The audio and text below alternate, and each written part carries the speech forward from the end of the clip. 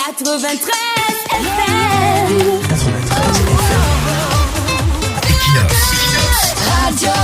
Bonjour. Dernièrement, nous avons parlé de la nonchalance politique des universitaires camerounais, contrairement à leurs collègues du Sénégal qui parlent à Macky Sall en le regardant droit dans les yeux. Nous avons tenté de démontrer que ce silence des universitaires camerounais face aux problèmes très graves qui secouent le pays était la conséquence de deux choses. D'une part, ce sont des carriéristes, c'est-à-dire ce qui les intéresse, c'est leur carrière et les nominations et salaires primes qui vont avec. Donc, même si le nozo brûle, ce n'est pas leur problème. Que les gardes de Yaoundé mettent tous les opposants en prison, ce n'est pas leur problème.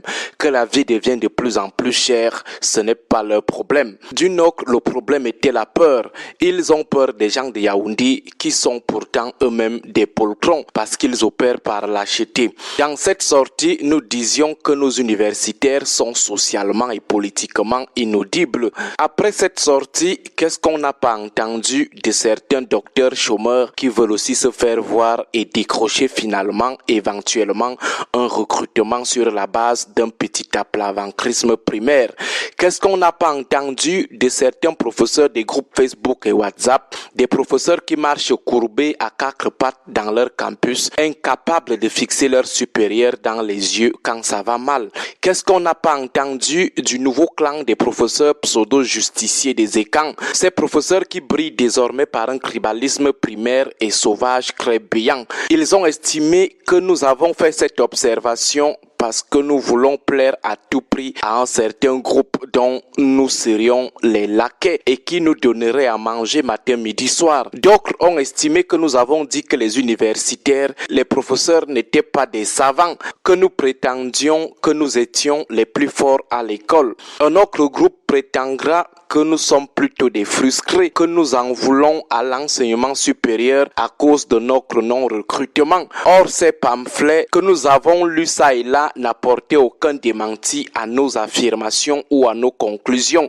Personne ne nous a démontré que les universitaires camerounais, les universitaires ici, pris dans leur majorité très obèses, n'étaient pas des carriéristes ni des aplaventristes. Nous nous attendions à ce qu'ils nous sortent des statistiques qui démontrent les niveaux d'investissement actif des universitaires dans les problèmes graves qui affectent les Camerounais et le Cameroun depuis quelques années. Nous nous attendions à ce qu'ils prennent par exemple l'une de nos universités d'État pour servir d'échantillon et nous donner des statistiques sur le nombre d'universitaires de cette université ayant dit par exemple non au régime suite aux emprisonnements arbitraires des jeunes militants du MRC en 2019. Nous nous attendions à cet exercice en guise de réponse et non des invectives et des insultes à notre endroit.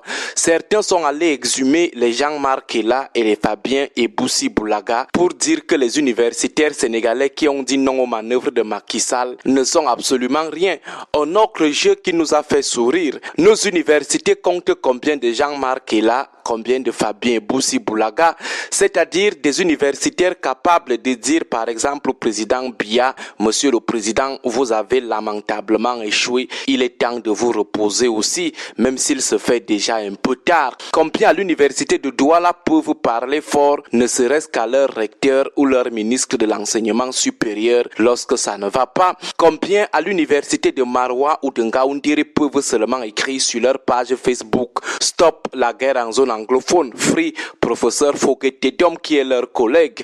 Combien peuvent ouvrir la bouche à l'université de Yaoundé 1 ou 2 pour dénoncer les différents détournements en masse des fonds publics au Cameroun? Nous nous attendions aux chiffres et voir comment nous allions être ridiculisés. Malheureusement, ils ont fait le choix du hors-sujet. Ils ont sciemment déplacé le débat. Nous revenons sur le sujet parce que nous avons eu la semaine écoulée une preuve de la docilité politique de nos universitaires que nous dénoncions. Le professeur Michel Oyane de l'université de Bertois a été repris par sa hiérarchie parce qu'il a juste proposé un sujet qui permettait d'analyser l'hypothèse de l'élection frauduleuse du président Biya en 2018. Le sujet était le suivant. L'élection présidentielle camerounaise de 2018 a eu pour vainqueur Paul Biya, candidat du RDPC avec 71,28%. Selon vous, ce succès est dû à la force de ce parti ou plutôt à la fraude électorale du système gouvernant. Pour avoir proposé le sujet sous cet angle, sa hiérarchie a estimé qu'il a profané Dieu le Père de Yaoundé. Voilà donc l'université qui réprime la liberté de penser sous le mutisme total et la complicité des universitaires dans leur majorité. Certaines chauves-souris disent « Oh, c'est parce qu'il a écrit Paul Biya sans mettre son excellence, son éminentissime ». Le sujet parle de Paul Biya le candidat ou Paul Biya le président de la République. Et le cas du professeur Michel Oyane n'est qu'un exemple parmi tant d'autres. Cette tentative d'assimilation politique des universitaires camerounais et des universités camerounaises. Il y a déjà des sujets subversifs dans nos universités. Combien d'universitaires qui disent être des Jean-Marc Elan ou les Eboussi Boulaga ont eu à apporter leur soutien au professeur Oyane? Combien parmi ces universitaires qui disent ne rien envier aux universitaires sénégalais? De toute façon, nous insistons, nous persistons. Concrètement au Sénégal, les universitaires camerounais sont très mous face aux problèmes du peuple. Ils sont trop dociles et c'est parce qu'ils sont en majorité carriéristes. Bonne journée à tous. 93 FM.